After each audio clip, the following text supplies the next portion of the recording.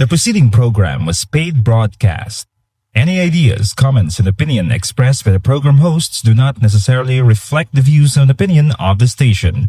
The program and its producers are not affiliated with the station. Mayong gabi sa tanan-tanan naton nga mga tagpalamati no kag sa aton nga mga viewers no mayong gabi sa inyo no. Isa na naman ka segment no sang aton nga counseling sa radio no. Kag kabay pa no nga sa maayo kamo nga kondisyon no sang inyong lawas no sining gabi samtang nagapamati kamo sang aton nga counseling no sa radyo no.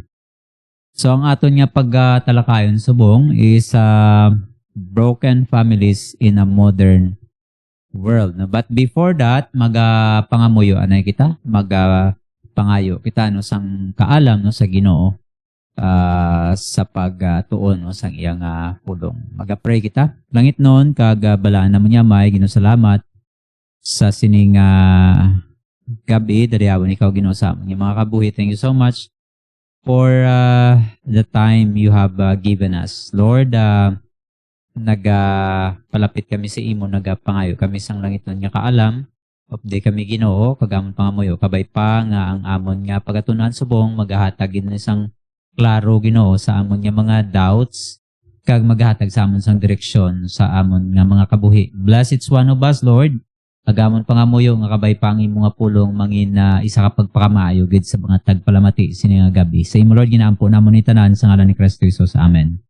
Okay no, so mayong gabi sa inyo tanan, I hope no nga nag-enjoy kamo sini nga adlaw sa inyong family day no. Kung may ara man kamo family day, I hope no nga nag-enjoy or na-spend nyo na sa inyong mga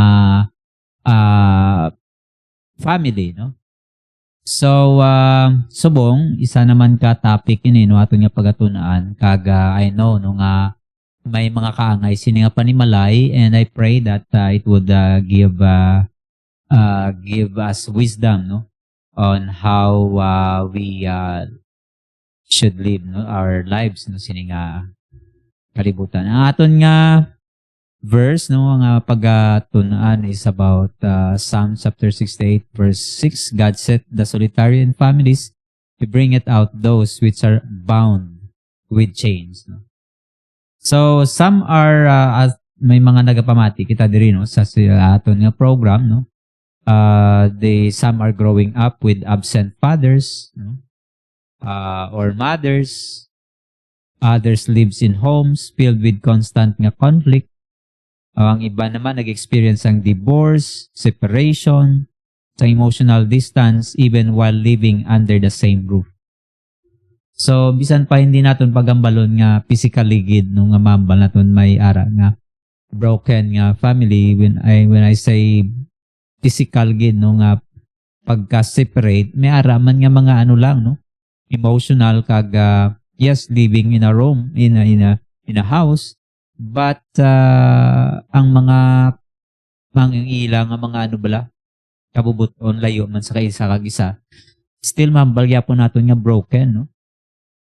So the question now is healing still possible for families nga nagasuffer sang kaangay sining sitwasyon?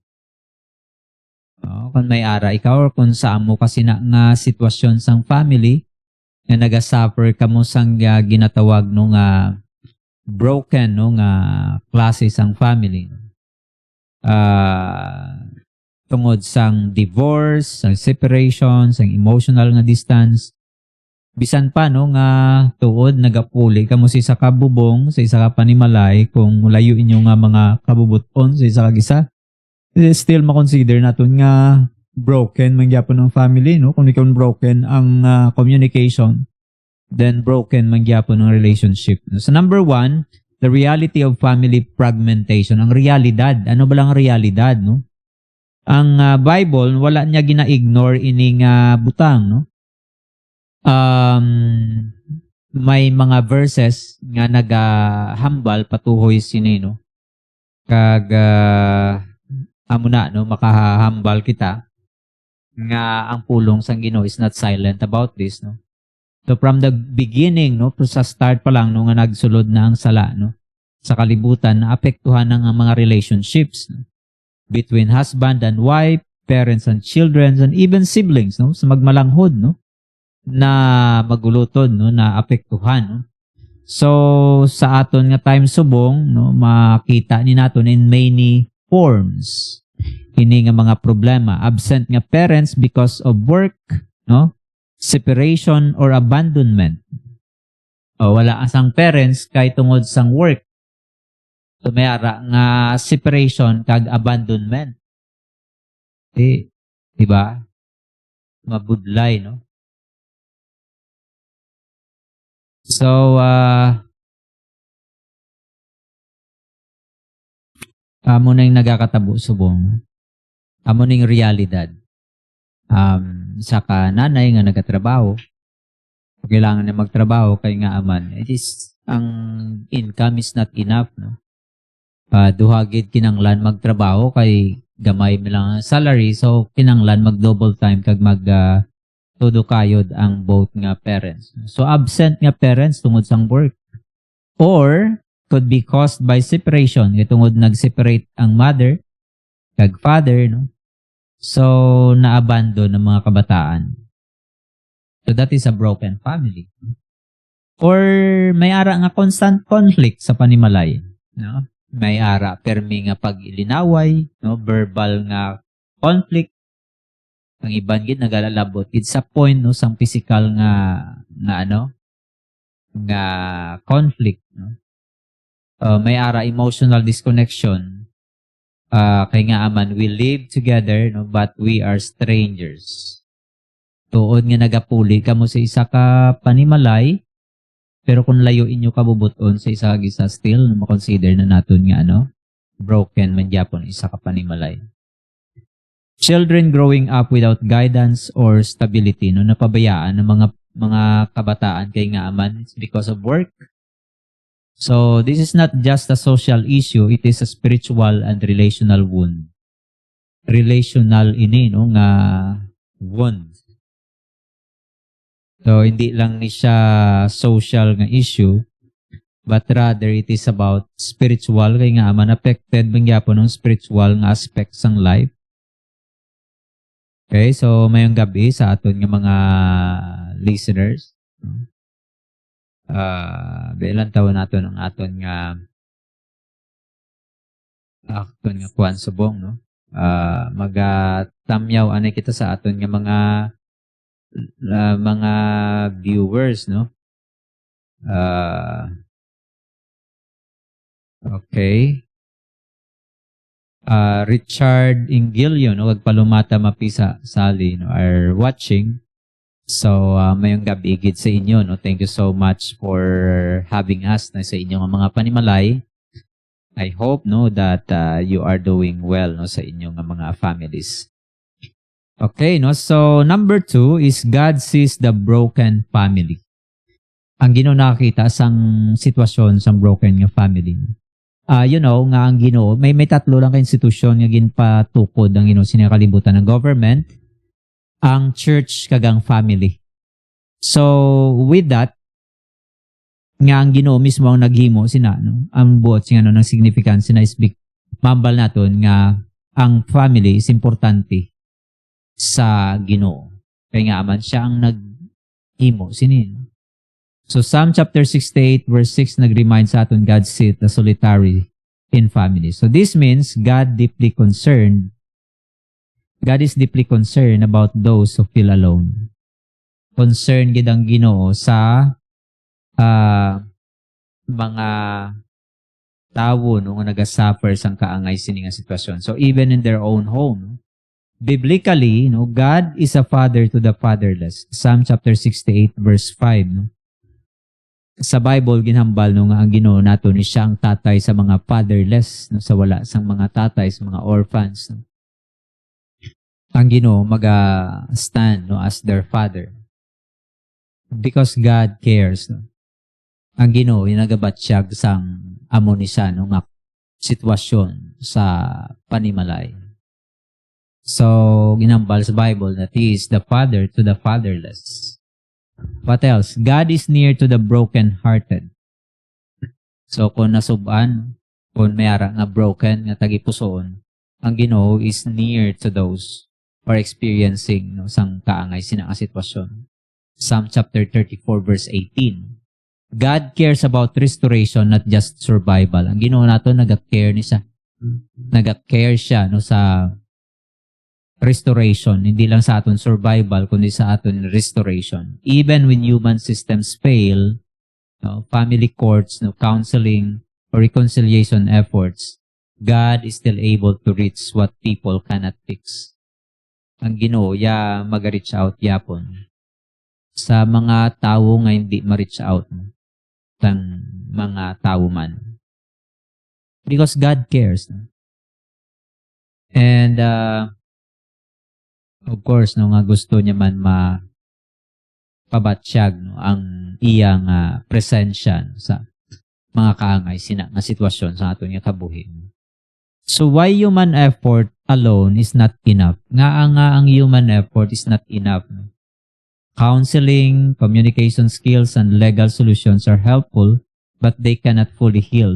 Hindi nga mga butang makabulig manipat, hindi ni makabulong, maka-restore.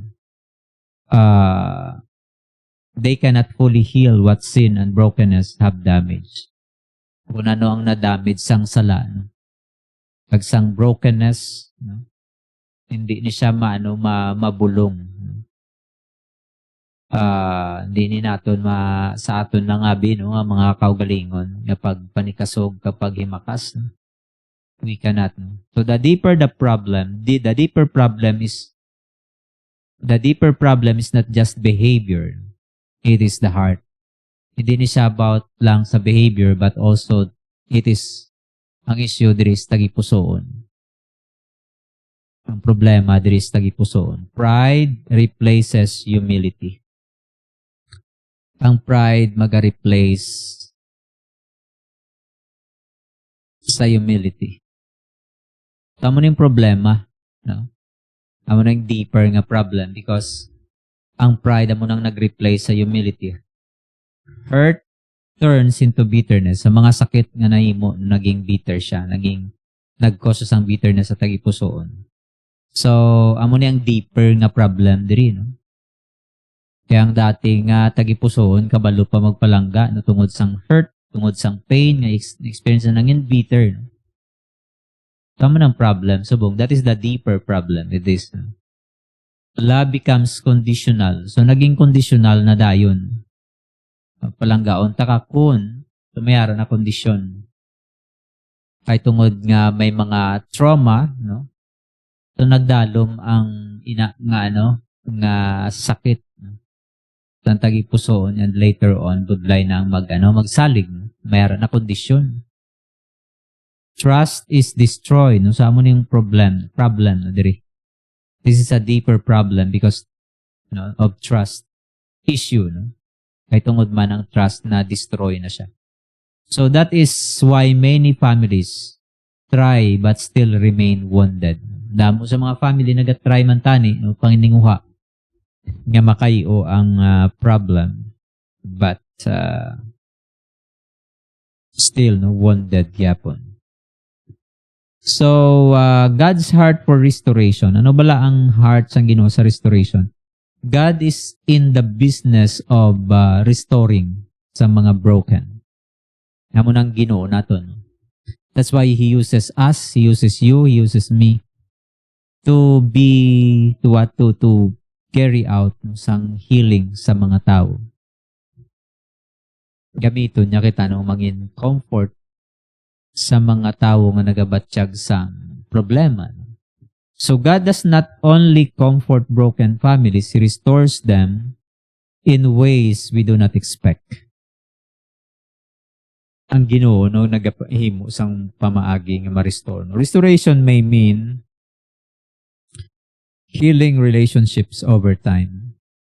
So if you are today nagapamati sining gabi and mayara ikaw problem, kag you are in that situation yet, no, padayon ikaw gyapon dara sa mga kondisyon sa kabuhi, no. Kag maybe nagabot sa point sa imong nga time no nga ginapamangkot mo na ang Ginoo, Lord nga, because ang timetable sa Ginoo time naton is different. No? Ibang expectation naton kag iba man ang kwan ang time frame sang Ginoo. So do not misunderstood sang silence sa Ginoo nga wala siya naga-care, no? Ang Ginoo ya, no, at his own perfect timing. Himuon niya, no, ang pagkayo, no, pag-restore. So healing relationships over time, no, amo na ang watching anon sang restoration, no? Or number 2, rebuilding forgiveness where trust was lost. Rebuild niya ang forgiveness kung sa diin naguba ng pagsalig, no, sang tao. Amo na ang restoration, gina-restore, no? Ginabalik ang dati, no? Giving strength to single parents. So, nagahatag sa sang pusog sa mga single parents. Damo nga mga single parents nga they just raise their sons, their daughters alone without their spouse, no? Alongside with them, no? As they carry out their responsibilities, no? Ginahimo nila nga sila lang. Udlay, no? But, you know, ang tagipusoon sang Ginoo is for restoration. What else, no? Not only giving strength to single parents, but providing spiritual family through believers and church community. Ang Ginoo, no, nagagamit sang church. That is why mga churches, no, may ara mga ministries, no, naga-reach out sa mga families. Amo nang pamaagi sang Ginoo para may pabatsyag sang Ginoo that He really cares. Kasi sino man ang gamiton sang Ginoo, of course, no, mga tao nga nag-surrender sa ila tagipusoon sa Ginoo. And in their lives, so ma-work ang Ginoo para magipakita sang Ginoo that He really cares. So providing spiritual family through believers and church community. That is why, no, bisan diin, no, sa kalibutan may ara nga Kristohanon makadtuan mo gid kag makabulig gid sa imo nga something like it's just like, you know, just like a body, no, nga siya mismo ang naga-embrace sa iya self kung natugnawan siya. Amo na ang church. Kunara ka sa church, no, pag amo ni ang imo sitwasyon, the church mismo, no, magapabatsyag sa pagpalangga, and that is how Christ cares, no. What else, no? Changing hearts before changing circumstances. So, amo ning bot siya nun sang restoration. Gina-change ang tagipusoon bago man niya i-change ang circumstansya, no? E kung ma-change ang atong tagipusoon, nagabago atong perspective, no, sa mga nagakatabo sa aton kabuhi, no? God does not always rewrite the past, but He can rebuild the future. Wala niya, no? Hindi niya masami, no, nga gina-rewrite ang aton nga past. Gina-change siya lang ang meaning sang past, no? But, you know, He can rebuild the future. Kaya niya i-rebuild ang future. Sa mo nang Ginoo nga gina-serve naton. He cares, no? So, my friend, kunwari ikaw diri sini nga gabi, no, pamati ikaw, and you belong to these families wherein, no, separated.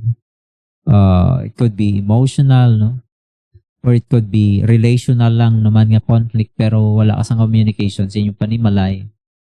So I hope ini nga, no, counseling nga segment naton sini nga gabi makabulig ini sa imo. So ano ang aton, no, nga ma-counsel sa sini nga sitwasyon, no? For those in broken, no, nga families, no, ang suggest naton sini, no, is that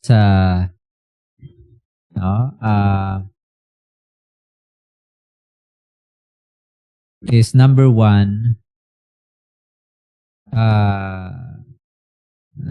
bring your pain. O dalo nato ng aton nga pain. sa Ginoo. Amo nang aton nga dapat himuon. Bring your pain honestly to God. So if you are here tonight, no, nagapamati ikaw, kag amo ning sitwasyon sang imong panimalay, no, ay amo ning ma-advise no, sang pulong sang Ginoo. Ambal sang Psalm chapter 62 verse 8, trust in Him at all times. Ye people, pour out your heart before Him. God is a refuge for us. So number 1, bring your pain honestly to God. Honestly, no? Mangin honest ikaw sa imo nabatyagan sa Ginoo.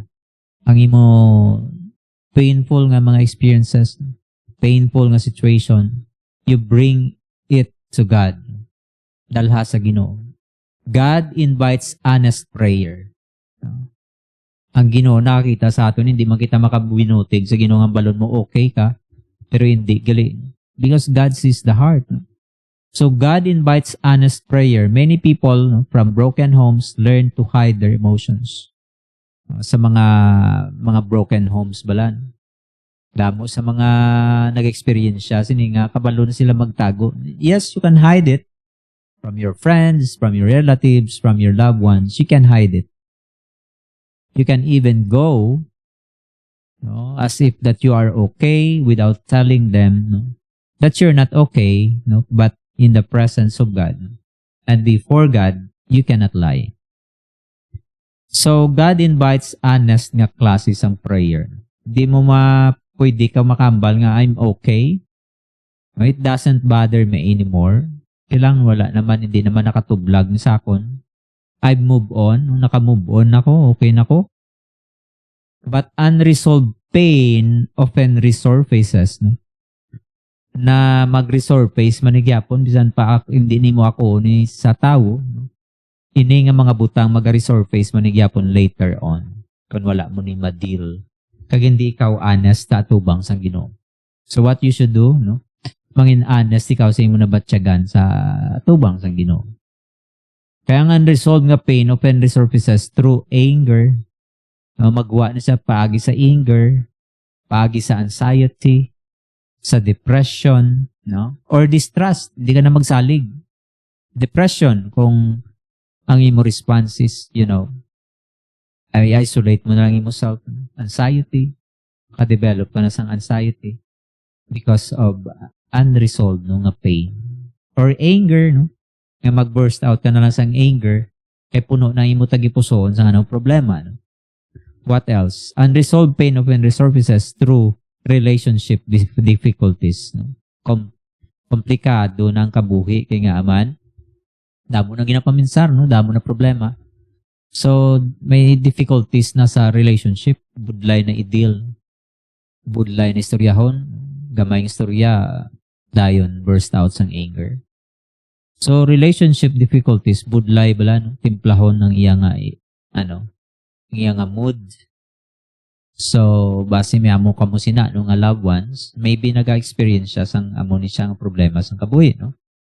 So, emotional numbness. Numb na, no? Hindi na makabatsyag. So, amo ni ang resulta sang unresolved nga pain na nag-resurface sa emotional numbness no? Nang naging kabalan na ang tagipuso. So, God never asked us no, to pretend. Wala yan naghahambal ang nga, okay, you pretend that you're okay. Don't let others know about it. You can go while suffering. You can hide it. Hindi amo sina pag-deal sang Ginoo. God never asked us to pretend. David frequently poured out his grief before God.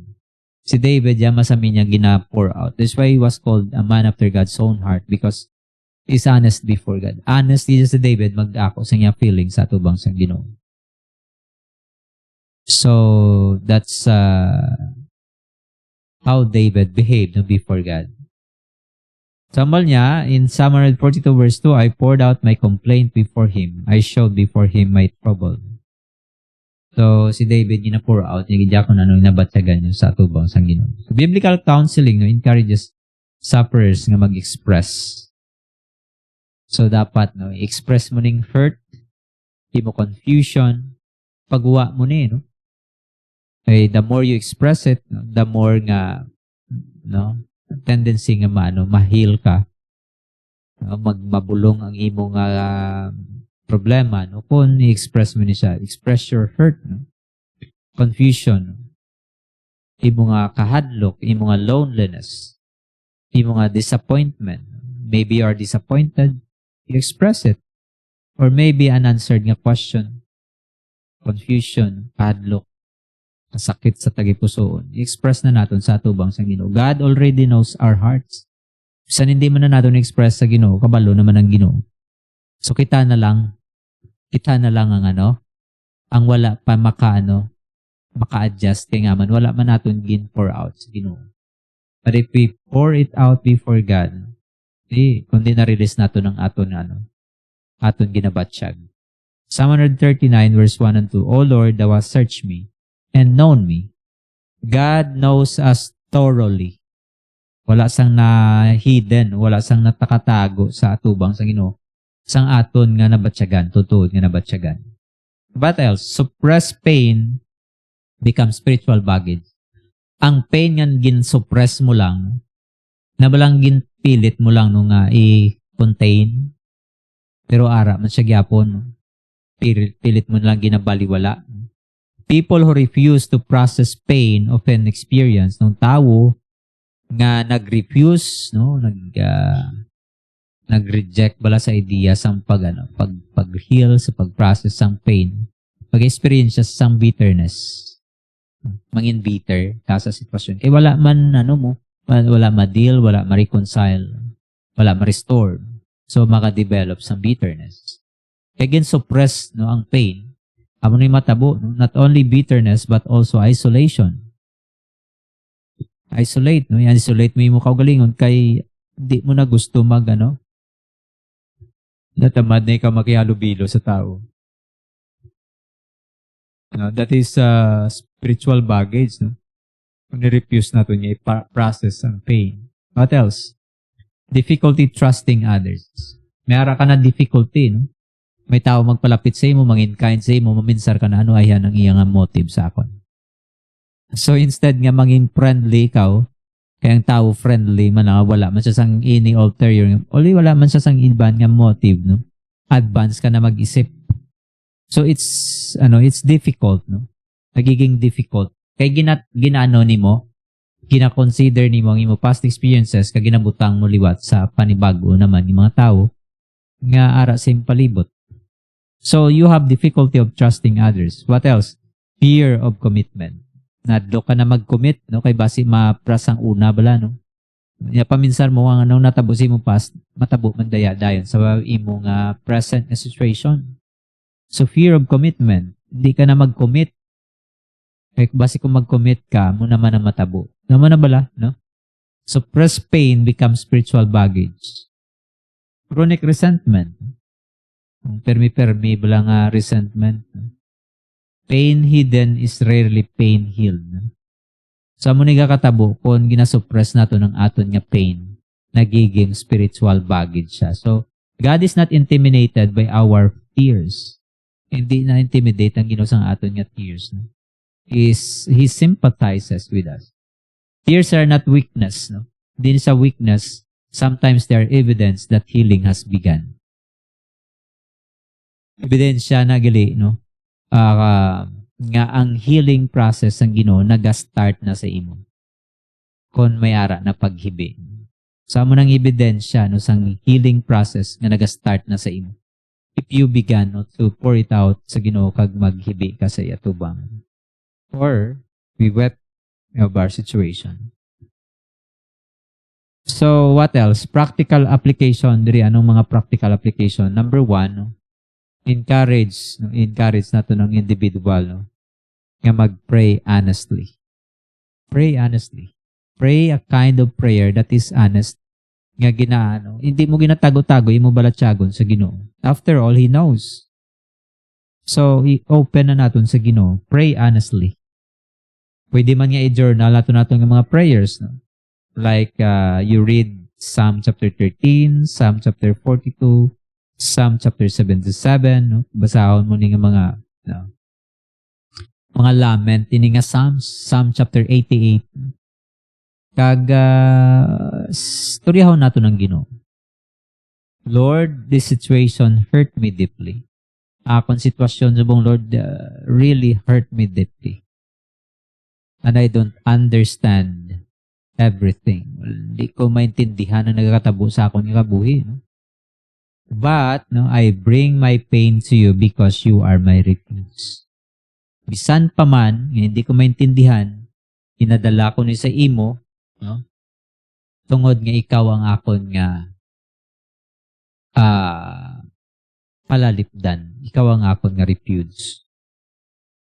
Ikaw ang akon nga tabang. Ikaw ang nagabulig sa akon. So, not only, tawa mo ni siya,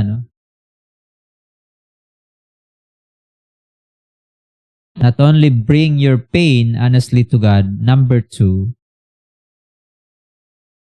choose forgiveness as a process. So, piliyon nato ng forgiveness, kay isa ni siya proseso ni sa sang Ginoo.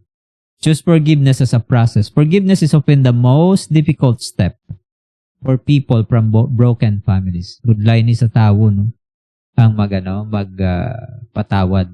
Parents abandoned them, to budlay, spouses betrayed them, relative abused trust, and promises were broken. So, choose nato ng forgiveness sa sining mga sitwasyon sa kabuhi. Kung ang aton nga parents inabandon kita, as spouses, betray, traidor ang aton nga balatsagon, relative na nag-abuse sa aton nga trust, choose forgiveness as a process. Or may nag-promise sa inyo tapos wala ginhimo. So, piliyon nato ng forgiveness as a process. Forgiveness is not saying the sin was acceptable. Ang pagpatawad naton hindi nagakahulugan nga gina-accept naton ang sala. Forgiveness does not mean pretending nothing happened. Hindi man siya pag-pretend nga wala sang may natabo. Or gina-deny mo ang abuse ng tao sa imo. Or gina-ignore ni mo ang injustice. Or gina-remove ni mo ang consequences. Trusting dangerous people immediately. It's not. Forgiveness is not saying sin was acceptable. Trusting dangerous people immediately. Wala, hindi na siya. God never minimizes sin. And sin cost Jesus his life. So forgiveness is not saying the sin was acceptable because sin cost Jesus his life. Forgiveness means releasing the right to personal revenge. Kaya ang forgiveness, kinarelease ni mo ang right para magtimalos. Kaya ang bal sa pulong sa Ginoo, diba? Vengeance is mine, said the Lord, I will repay. It's not us. Bitterness is often described as drinking poison. So, nag-drink ikaw sang poison, kung gipasulod mang bitterness sa imo tagipusoon.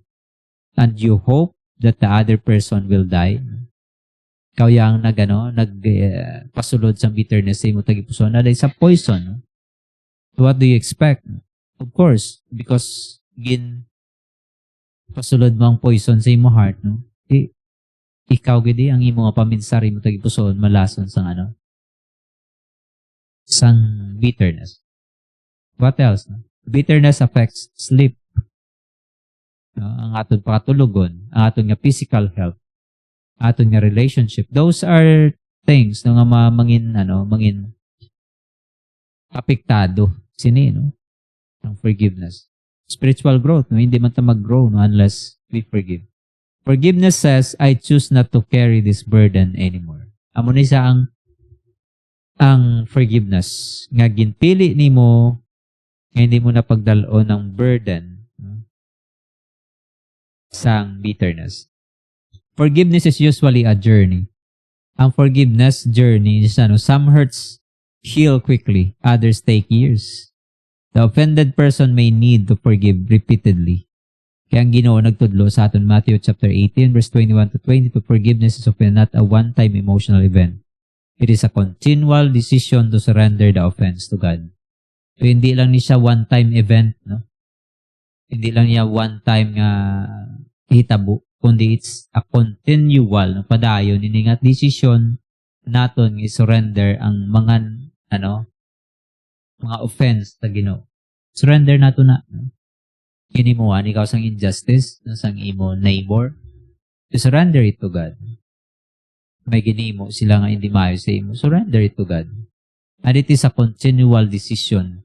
I-surrender naton ini nga mga butang sa Ginoo. So, what are the practical questions? No? What anger am I still carrying? Ano nga klase sang anger may ara ikaw subong? Who do you blame most? Sino ang imo gina-blame? Usually, no? Kung may problema. Am I willing to entrust justice to God? Willing ka ba lang isalig sa Ginoo ang hostisya? Kaya after all, ang balsang Romans 12:19, vengeance is mine, I will repay, saith the Lord. And then what else? No? Refuse to repeat the cycle. One of the greatest dangers in broken families is generational repetition. Broken na gani mo family subong, no? Nag-create ikaw sang panibagong family, kag sa family nga gin-create nimo didto naman gyapo ng gin-repeat man gyapo ng dati nga sitwasyon. Amo ni siya, no? Kung hindi kita mag-learn sa aton nga past, we will repeat the same mistake. So one of the greatest danger in broken families is generational nga repetition. Children often imitate what they observe. So gina-imitate, ginatulad, no? Ginasunod. Kung anong namataan, anong nakitaan. No? So examples I grew up with anger. Nako nga mo sini. May anger sa akon, nagipusoon. I never saw healthy communication. Wala gid ko sang nabatian sa akong panimalay nga healthy nga communication. Permi gid toxic, permi may pamuyayaw, permi may hindi maayo nga mga pululungon. So those are examples. No? So refuse ni naton nga liwaton ng ini nga cycle. Kay kung padayon iti wala na sang end no? The next generation liwat amo man na. No? Unless you change it. What else? The gospel gives us a new beginning. Ang gospel yan nag-aatag sa aton sa new beginning. What unhealthy behaviors exist in your family? Example, explosive nga anger, alcohol abuse, manipulation, silent treatment, neglect, or harsh nga klase sang parenting kag kag dishonesty. So, identify nato nini nga mga destructive nga mga patterns. Destructive ini makaguba ini siya. Kag kon padayon ni naton, and then you know where your family headed to. If you continue in dishonesty, in harsh nga klase sang parenting, ang neglect, no, silent nga treatment, labog nuhanay bala, no? Kumiyara complex panimalay, no? You can go on bala nga, no? Can go on with weeks, months, no? Nawala sa bugnuhan ay silent treatment na lang. So, amo ni ang mga unhealthy nga mga behavior nga nag-exist sa panimalay. So, what else? Make intentional biblical nga decision. Maghimo kita sang intentional nga decision. So, kung ara ikaw sa conflict nga klase ng panimalay, may harap problem. Make an intentional nga decision. Mangin intentional kagid, no? By God's grace, no, this pattern stops with me. Na dapat, no, may pangamuyo naton nga ini nga pattern nga mag-stop na ini sa akon, hindi na ni magpadayon sa sunod nga generation. If you are cooperating with God, no? Examples are, no, I will learn biblical communication. Nag-learn ako sang kung anong ginambal sa Bible. I will apologize when I'm wrong. Apologize ako kung nakasala. So, maghimo iti sang intentional nga decision. Or, you will say, I will spend time with my children. I will spend time ako sa akon nga children. I will speak kindly. I will remain faithful. So, amo ni nga mga intentional nga mga biblical nga mga decisions ang dapat nato himuon to create a family na maayos. depend upon the Holy Spirit, no? Transformation is not achieved merely by willpower. Hindi siya natin ma-achieve, no, by our willpower. Ma-achieve lang ni natin with the help of the Holy Spirit, with the help of God, no, mag-enable sa atin.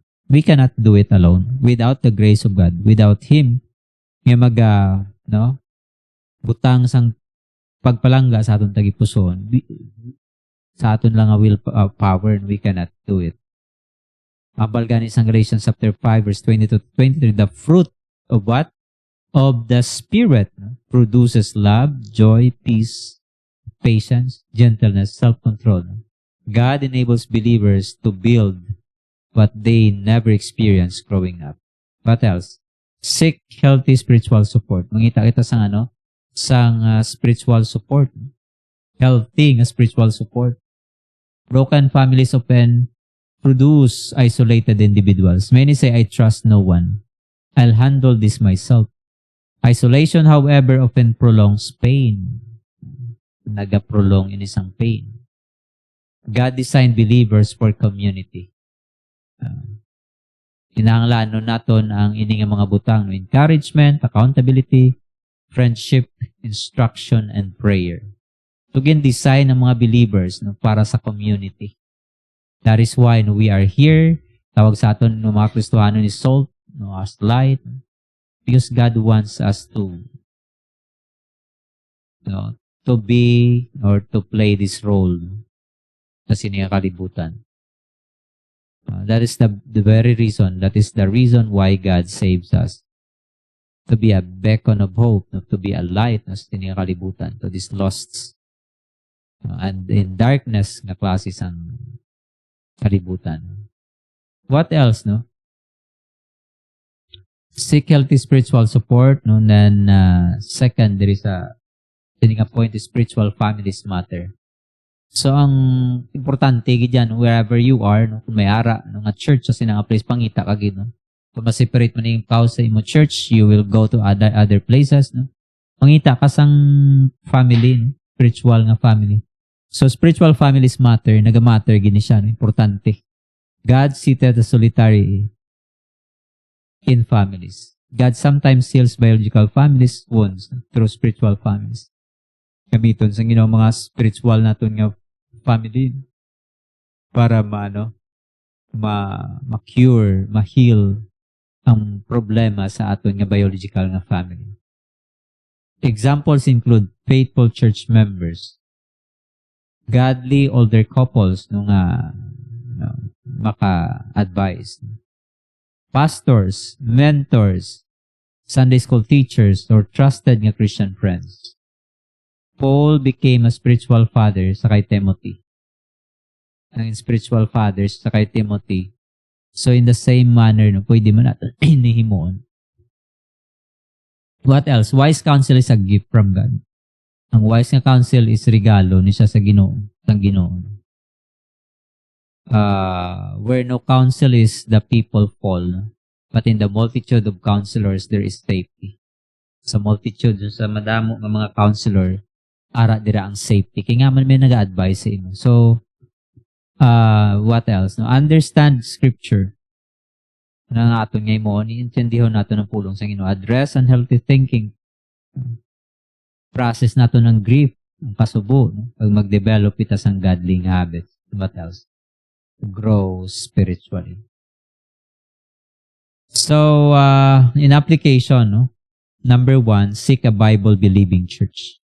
At sa diin man ikaw subong, ba maybe wala ikaw sang church, no? Seek a Bible-believing church. Mangita ikaw sang isa ka church na naga-believe sa Bible, wherein the wisdom of God is being preached, no?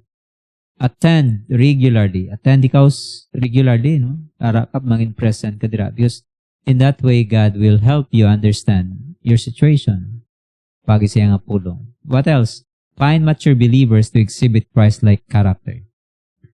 Mangita kita sa mga believers nga nagapakita no, sang mga Christ-like nga character. And then, ask for prayer. Pangayo kita sang prayer sa Ginoo.